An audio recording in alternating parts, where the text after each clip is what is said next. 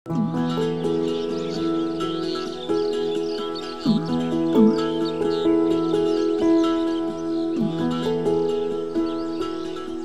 পরিক্রমায় এখন হেমন্ত। গ্রীষ্মের খরতাপ ও বর্ষার ভেজা ভাব পেরিয়ে প্রকৃতিতে এক নীরব মাধুর্য। কিছুটা শীতের ছোঁয়ায় আকাশ থাকে নীল, আর সূর্যের আলোতে মৃদু উষ্ণতা। সকালে রোদে মুক্তোর মতো ঝিকিমিকি করে শিশিরে ভেজা ঘাস, আর বাতাসে পাকা ফসলের মিষ্টি ঘ্রাণ।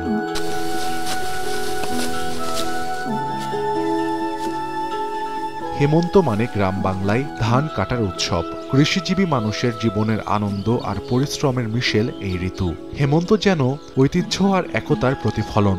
মানিকগঞ্জে চলতি মৌসুমে আউশ, আমন ও কালো মানিক সহ বিভিন্ন জাতের ধানের বাম্পার ফলন হয়েছে। ধান মাড়াই করে শুকানোর পর তোলা হবে ঘরে।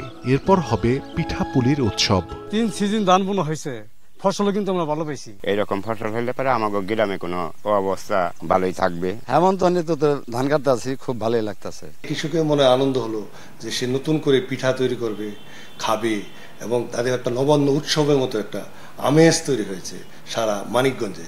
এই আমেজ শুধু মানিকগঞ্জে না, সারা বাংলাদেশে এই আমেজ শুরু হয়েছে। মানিকগঞ্জে চলতি মৌসুমে 13,000 হেক্টর জমিতে ধান চাষ হয়েছে।